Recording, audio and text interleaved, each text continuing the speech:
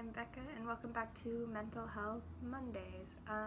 First, I was thinking in my stats class the other day because I got kind of bored about my video last week, and there's one thing I specifically wanted to discuss.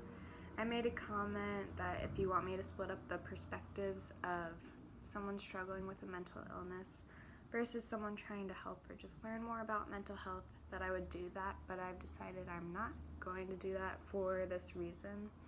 I feel like our society is very quick to categorize and separate people, and I did not want anyone watching this to consciously or subconsciously start looking at themselves as completely different. The last thing I want is for people to be labeled by a mental illness, because no one should be defined by that. Yes, it is a part of someone, but it's not their whole character, and by keeping these viewpoints together, I hope I can start to make people realize that generally we are not all that different from each other. I hope that makes sense. I just want to bring people together rather than continue to separate them. Okay, so today I'm going to generally discuss what anxiety is and how it's different from fear. I'm using my abnormal psychology textbook. So first, I think it's important to define fear and anxiety. So this book defines fear as the central nervous system's physiological and emotional response to a serious threat to one's well-being, whereas anxiety is the central nervous system's physiological and emotional response to a vague sense of threat or danger. I don't know if it was my professor or someone else who used this analogy, but it resonated with me and helped me to better understand anxiety. Pretend we're all cars. I know that sounds crazy, but just bear with me.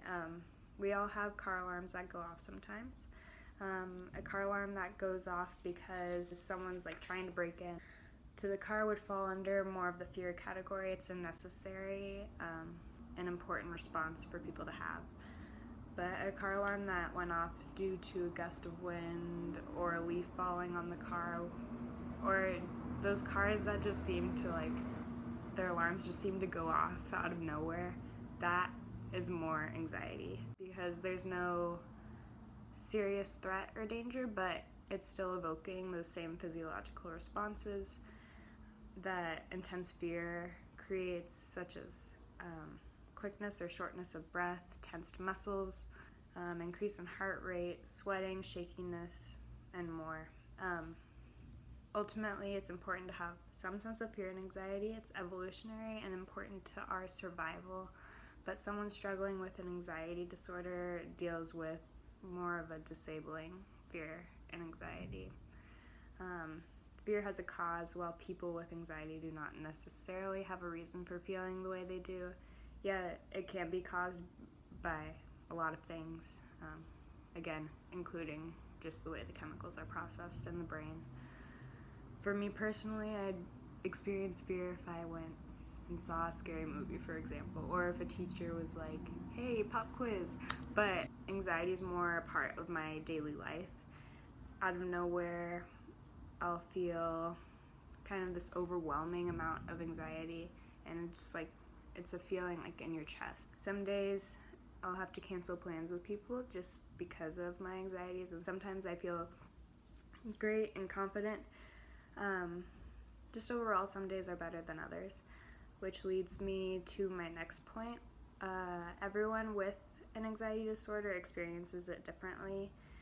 Yes, people can have similar experiences and have this mutual understanding that's hey, I know what you're going through, but it's not identical for any two people, which I think makes it harder and makes people feel more alone. But again, I'm here to make you feel like you have a support system.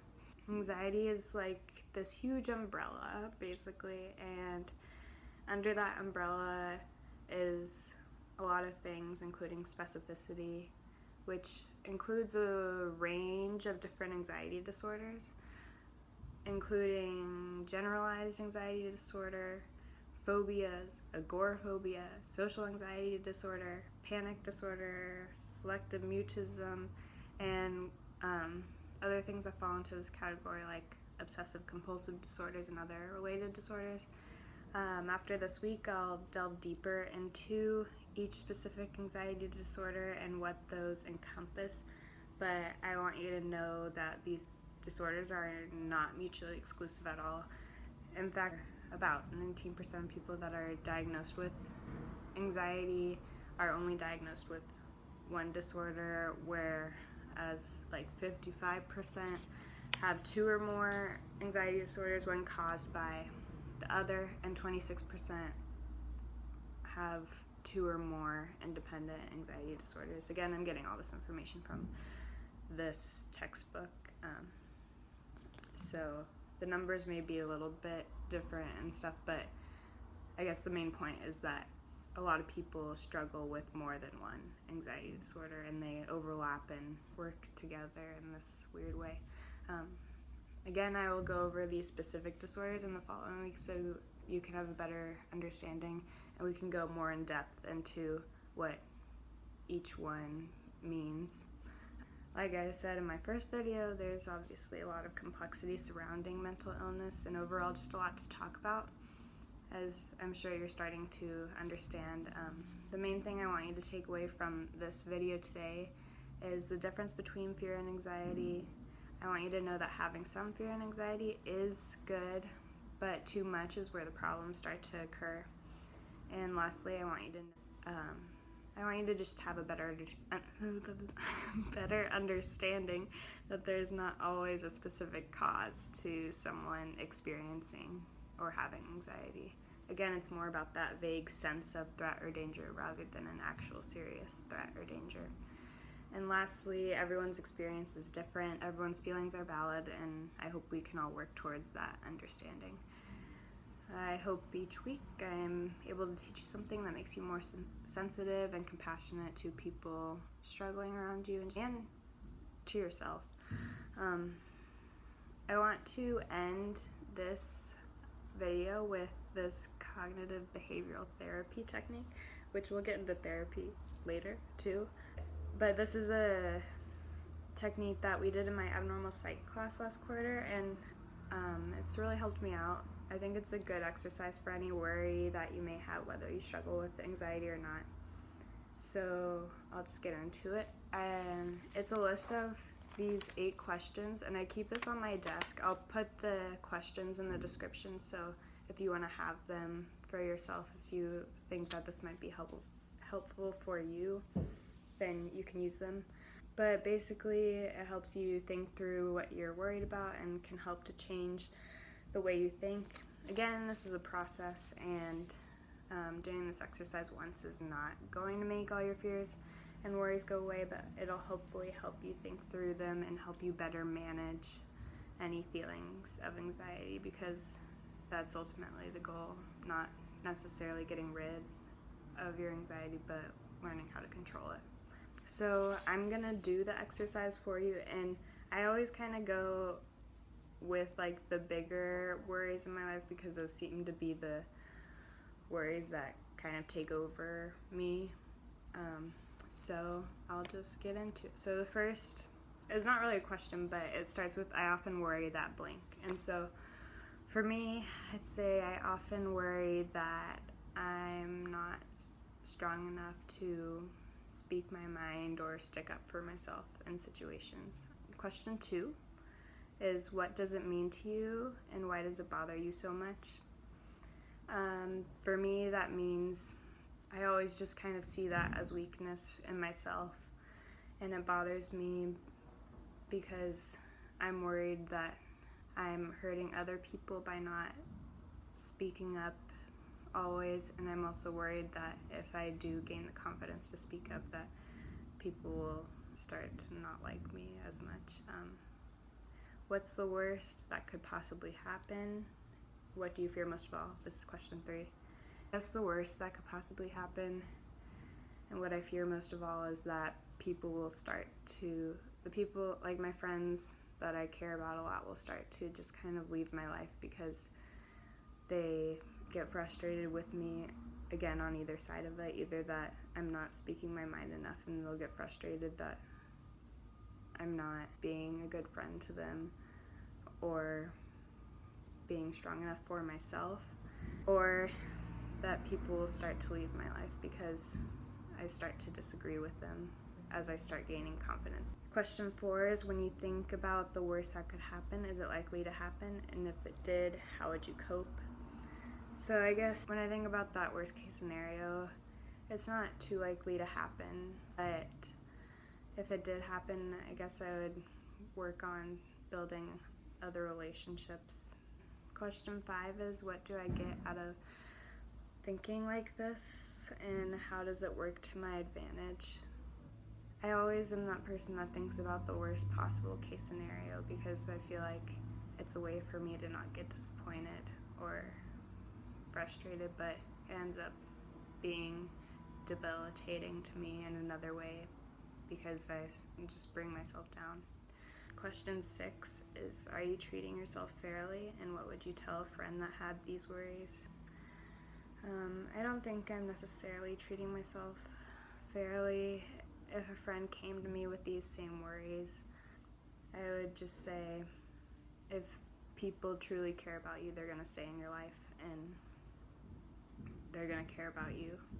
If people are going to leave, let them. Question 7 is, well, it's not a question really, I guess it's, think of 3 positive images. So 1, that gives you confidence and strength. This one I always have problems with because I lack a lot of confidence and I'm trying to build that. So confidence and strength. Now I think about my improv class because I feel that's a place where I can be whoever and people will support that, and that's just really cool, and I feel like every week I gain confidence from being in that class. The next image is one that gives you love. So for this, I always think about my family because my family's the best. I love them so much, and I am so grateful for them, and they support me through everything. And then one that gives you safety and peacefulness. Again, this would be kind of the people that surround me, and also peacefulness. Let me tell you, the Lake Michigan, beautiful. Very peaceful. It's where I go when I need to relax a little bit. The 8th statement, question, whatever it is, I accept myself even though I blank. And I always kind of run into the same thing, even though I'm not perfect. And I think this is important because I kind of expect myself to be this person for other people that they can look to. It's not going to do anything wrong. I guess I accept myself even though I won't always be accepted by everyone else. I hope that me being vulnerable helps people to just start eliminating shame in general and in life, and specifically surrounding mental illness. I just think we need to talk about everything more openly and honestly. So I'll end these videos again saying something I'm grateful for, and I am grateful for the people, my friends and family in my life, that either do understand my anxiety and depression or work towards understanding it. I couldn't be more grateful for them for being patient with me because I always feel like I'm frustrating them and being a burden, and the fact that they never show that frustration towards me is something I could never thank them for enough. My quote this week is just breathe in, breathe out, and remember that moving forward means taking it one step at a time. It's kind of like last week's quote, but also I think breathing is just so important. I know I forget to breathe sometimes, and it can really kind of just change your mindset and just help you relax even in the slightest. I hope you enjoyed this week's Mental Health Monday. I hope you learned something, and I hope you continue to practice compassion and kindness in your everyday life, as we never know what someone is going through. Again, you're not alone. I'll always be here for you, and if you have any questions, comments, or concerns, you can comment below or use the email in the description to send me a private message. I hope you have a great day, and I'll see you next week.